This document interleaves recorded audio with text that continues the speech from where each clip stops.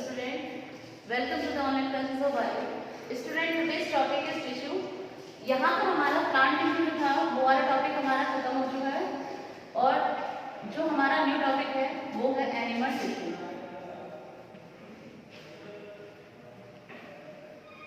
Animal tissue same जिस तरीके से हमने अपना प्लांट टिश्यू में देखा था कि कौन कौन से टिश्यू होते हैं, उनकी लोकेशन क्या क्या होती है, देन उनके फंक्शन क्या होते हैं, सेम इसी तरीके से जो एनिमल होते हैं यानी कि हम लोगों में भी जो हम लोग की जो बॉडी होती है या जो भी हमारे ऑर्गन होते हैं वो किससे मिलकर बने होते हैं बेटा? टिश्यू से मिलकर कंसिस्ट होते हैं. इसके बाद हमारे जैसे कि हमारी बॉडी में डिफरेंट टाइप ऑफ जो बहुत सारी ऐसी प्रोसेस है जैसे कि ब्रीथिंग है, रेस्पिरेशन है, रिप्रोडक्शन है. ये भी सारी जो है जो प्रोसेस हमारी बॉडी में जो अंदर होती है उसमें भी कहीं ना कहीं या उससे रिलेटेड जो ऑर्गन है उससे कहीं ना कहीं जो है वो टिश्यू क्या है रिलेटेड है. ओके, तो यहाँ पर जो एनिमल टिश्यू है बेटा वो कितने टाइप का होता है देखिए.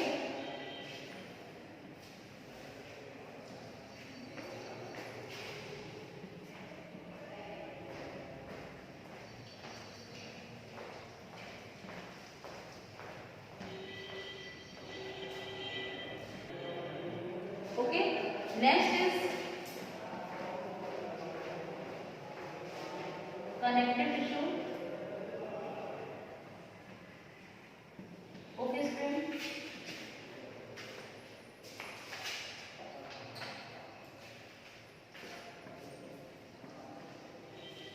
Muscular tissue.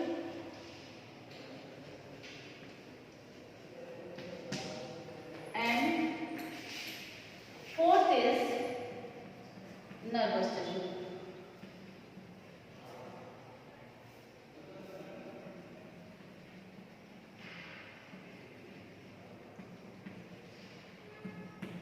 ओके, अब हम इसके जो हमने टाइप पढ़े मेनली वो 4 टाइप होते हैं: nervous, epithelial, connective and muscular. Okay, अब सबसे पहले हम आते हैं हमारे एपिथेलियल टिश्यू पर.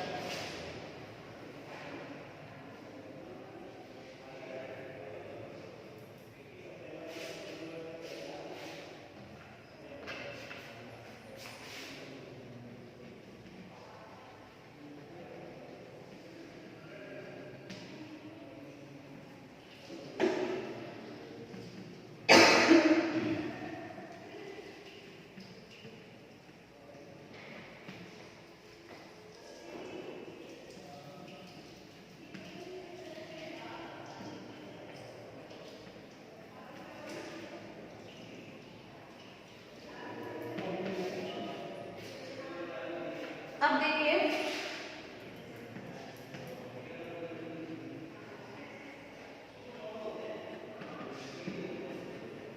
जो हमारा एपिथेलियल टिश्यू है उसके कितने टाइप होते हैं? Squamous, epithelial, cuboidal, columnar and glandular. Okay, next is connective tissue. Connective tissue यहाँ पर 2 टाइप का होता है बेटा. इससे आपको पता चल रहा होगा कनेक्टिंग है यानी किसी ना किसी चीज को इससे किसी ना किसी चीज से कनेक्ट कर रहा है. तो यहाँ पर ये 2 टाइप का होता है: connective tissue proper and supportive tissue. Supportive tissue. अब उसके बाद देखिए जो कनेक्टिव टिश्यू प्रॉपर होता है वो कितने टाइप का होता है बेटा? एरियोलर,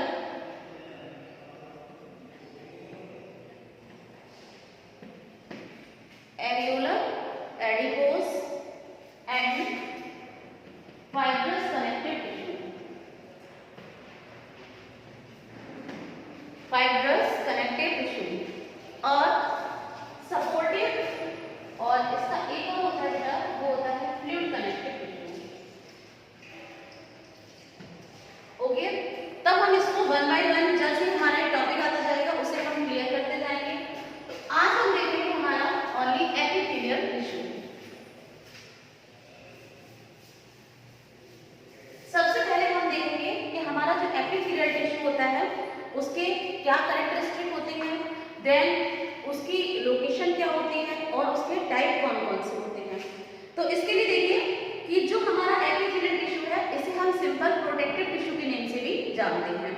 सिंपल प्रोटेक्टिव टिश्यू और उसके बाद ये जितने भी हमारे एनिमल्स होते हैं हम लोगों के उनकी पूरी ऑल ओवर बॉडी पर पाया जाता है।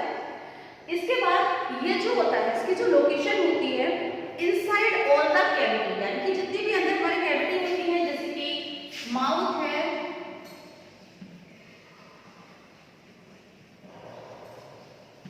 माउथ है बेटा, फोरहेड है, स्टोमक,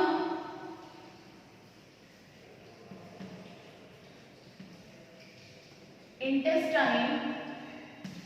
तो इसमें हम लिख सकते हैं epithelial tissue is found in the inner lining of mouth, forehead और stomach,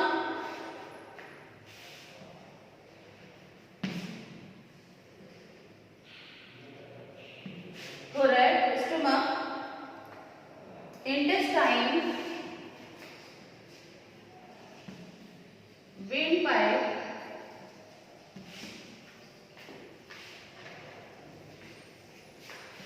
lungs and blood vessels। Okay, तो इसको हम एक शॉर्ट में भी याद कर सकते हैं। देखिए MPH forehead, stomach, intestine, next WBP आप कर सकते हैं इसको LNBV। ओके, अगर आप इतना चीज याद कर लेते हैं इसे आप सीक्वेंस में भी लिख सकते हैं, जैसे कि संडे का मान लीजिए इसका हो गया स्टोमक, माउथ, थर्सडे तो इसका हो गया forehead, okay, intestine, W Wednesday से वाइंड पाइप समझ लीजिए आप, L इसमें आप समझ लीजिए लंग्स, एंड VB यानी कि ब्लड वेसल, यानी कि जितनी भी हमारी इनर लिनिंग जो कैविटीज होती हैं उस पर कहाँ पर ये इसकी लोकेशन होती है और ये कहाँ पर पाया जाता है।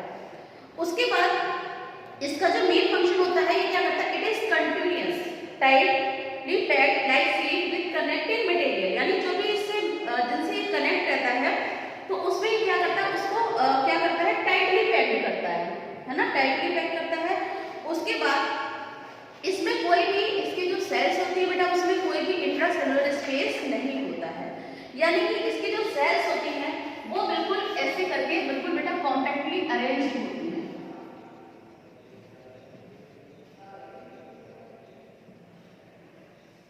बिल्कुल एक दूसरे से कॉम्पैक्टली अरेंज होती हैं और इसमें बिल्कुल भी इंट्रासेलुलर स्पेस नहीं होता है। ओके, अब उसके बाद देखिए एपिथेलियल टिश्यू जो होता है वो बिल्कुल एक डेलिकेट और नॉन जो सेलुलर बेसमेंट मेम्ब्रेन होती है उससे बिल्कुल एक तरीके से अटैच रहता है। और इसके बाद ये जो होता है अगर उसमें सिंगल लेयर है, यानी कि ये जो टिश्यू होता है सिंपल एपिथेलियल टिश्यू के नेम से जाना जाता है, जब ये सिंगल लेयर ऑफ सेल से मिलकर कंपोज होता है। लेकिन जब ये बहुत सारे लेयर से मिलकर कंसिस्ट होता है तो हम इसे बोलते हैं स्ट्रेटिफाइड एपिथेलियल टिश्यू, यानी सिंगल लेयर से है तो इसको हम बोलेंगे सिंपल एपिथेलियल टिश्यू। अगर बहुत सारे लेयर से मिलकर कंसिस्ट हो रहा है तो उसे हम बोलेंगे स्ट्रेटिफाइड एपिथेलियल टिश्यू। ओके, अब हम आते हैं बेटा इसके फंक्शन पर, इसके फंक्शन पे एपिथेलियल टिश्यू के फंक्शन पर।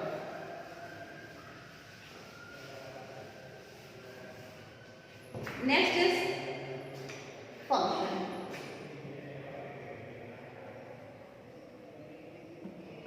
Function of epithelial tissue. Okay, अब देखिए अब हमारी लोकेशन हो गई किस तरीके का होता है वो हो गया। अब आते हैं इसके फंक्शन पर। ये जो होता है हमें क्या करता है, हमारी आउटर लेयर एक तरीके से प्रोवाइड करता है हमारी, यानी कि जो आउटर लेयर क्या है हमारी स्किन है। जैसे कि प्लांट में क्या होती है बेटा, एपिडर्मिस होती है, हम लोगों में एनिमल्स में एपिडर्मिस। उसके बाद और प्रोटेक्ट करता है हमारी जो अंडरलाइन जो सेल्स होती है उसको किसी भी इंजरी से और जो माइक्रो ऑर्गेनिज्म इन्फेक्शन होते हैं उससे और जो केमिकल इफेक्ट्स होते हैं उससे, यानी कि ये जो होता है हमारी जो सेल्स होती हैं स्किन के नीचे वाली उनको क्या करता है, उनको प्रोटेक्ट करता है किसी भी इन्फेक्शन से, किसी इंजरी और किसी भी तरीके के जो केमिकल इफेक्ट होते हैं उससे। उसके बाद इसका सेकेंड फंक्शन होता है कि it is also protect the cavity, यानी जो जो कैविटी में ये पाया जाता है उनको प्रोटेक्ट करता है किसी से, उन पर एक लाइनिंग उनको प्रोवाइड करता है या उनको कोटिंग करती है, यानी किसी भी चीज़ को जैसे कि हम अगर उसके ऊपर कोट कर देते हैं, जैसे कि सपोज दैट हम लोग किसी भी आयरन की जैसे कि विंडो को या गेट को उसको जंग से बचाने के लिए हम लोग क्या करते हैं, उसको पेंट कर देते हैं, तो ये भी उसको कोटिंग की तरह से क्या करता है, कोट कर देता है, तो उसको प्रोटेक्ट करने का काम करता है। उसके बाद इसका मेन फंक्शन होता है जैसे कि एब्जॉर्प्शन में हेल्प करने का। अब ये एब्जॉर्ब क्या करता है, ये करता है वाटर एंड न्यूट्रिएंट को एब्जॉर्ब करता है। उसके बाद क्योंकि आपको मैंने बताया कि ये लंग्स में होता है, उसके बाद इसका मेन फंक्शन होता है एलिमिनेशन में, यानी कि एलिमिनेट करता है वेस्ट प्रोडक्ट। ओके, तो इसका एब्जॉर्प्शन में इसका मेन फंक्शन हो गया, प्रोडक्शन भी हो गया। उसके बाद नेक्स्ट आता है एलिमिनेट, यानी वेस्ट प्रोडक्ट को हमारी बॉडी से एलिमिनेट करता है, यानी कि उसको निकालने का काम करता है। उसके बाद एपिथेलियल टिश्यू का जो मेन फंक्शन होता है वो सीक्रेशन भी होता है, यानी कि protection, absorption, elimination and secretion. Secretion किस किस का होता है, ये सीक्रेशन करता है बहुत सारे सब्सटेंसेस का, जैसे कि ब्लड है, सलाइवा है, क्योंकि आपको मैंने बताया था ये माउथ में, अभी आपको जस्ट बताया था कहाँ पे, तो उनके फंक्शन को आप एक बार रिमाइंड कर लेंगे तो भी आपको इसके फंक्शन आ जाएंगे। तो ब्लड को, जैसे कि सलाइवा को, एंजाइम्स को और स्वेट को। ओके, तो ये absorption, protection, elimination and secretion का इसका मेन फंक्शन होता है एपिथेलियल टिश्यू का। अब हमने आपको बताया कि क्लासिफिकेशन ऑफ एपिथेलियल टिश्यू, यानी कि क्लासिफिकेशन में हमने बताया था कि एपिथेलियल टिश्यू के मेन टाइप कौन कौन से होते हैं बेटा। तो सबसे पहले उस टाइप में हम पढ़ेंगे स्क्वेमोस।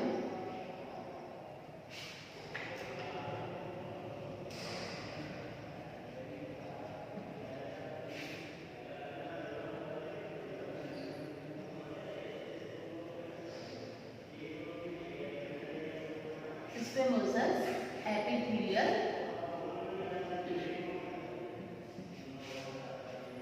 Okay, squamous epithelial tissue.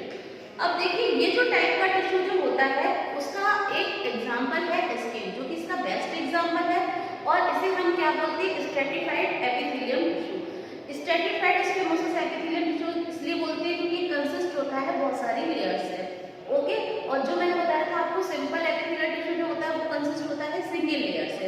Okay, तो उसके बाद ये जो होता है ये कहाँ पर ये जो होता है, यानी स्क्वेमोस एपिथेलियल टिश्यू जो होता है ये it form lining of cavity of mouth, nose, pericardium and oesophagus, tongue, blood vessels and skin. एक बार हम लोग इसको देखेंगे इस तरीके से, तो ये इसकी लोकेशन देखिए कहाँ पर होती है बेटा, अच्छे से आपको लर्न हो जाएगा जिस तरीके से उसमें आपको लर्न हो गया था। ठीक है, तो इसमें बस आपको इतना ही लर्न करना है कि जो स्क्वेमोस एपिथेलियल टिश्यू जो होता है it form leaning cavity of, okay, it leaning of cavity of mouth, pericardium, pericardium को हम शॉर्ट में लिख दे रहे हैं बेटा, पेरिकार्डियम, नोज, आइसोफेगस को भी ऐसे आप याद कर लेंगे, आइसोफेगस,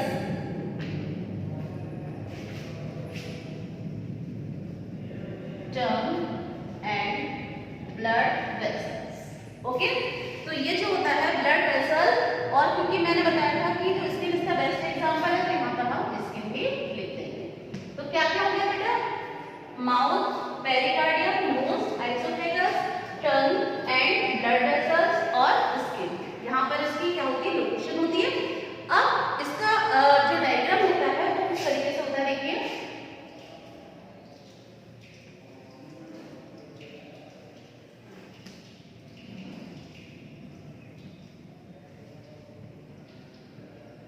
इस तरीके से इसका डायग्राम होता है। तो ये जो डायग्राम इसका होता है आपको दिख रहा है किस तरीके से लग रहा है, इसका डायग्राम जो है एक तरीके से लग रहा है जैसे कि आपकी टाइल्स फ्लोर पर बिछी हुई है।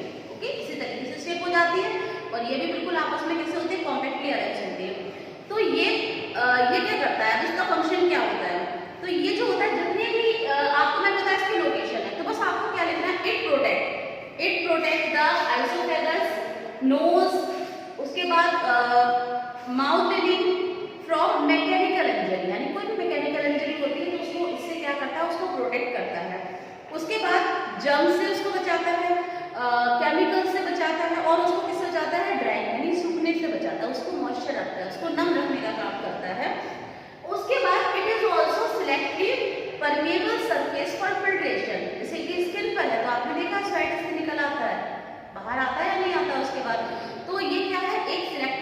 ट्यूबर की तरह ही फंक्शन करता है।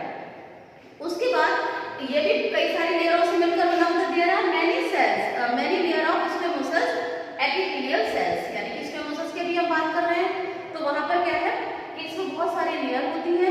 उसके बाद मैनी लेयर जो होती है, क्योंकि इसमें बहुत सारी लेयर होती है इसलिए हम इसको क्या बोलते हैं, स्ट्रेटिफाइड स्क्वेमोसस एपिथेलियल टिश्यू, क्योंकि बहुत सारी लेयर से मिलकर कंसिस्ट होता है।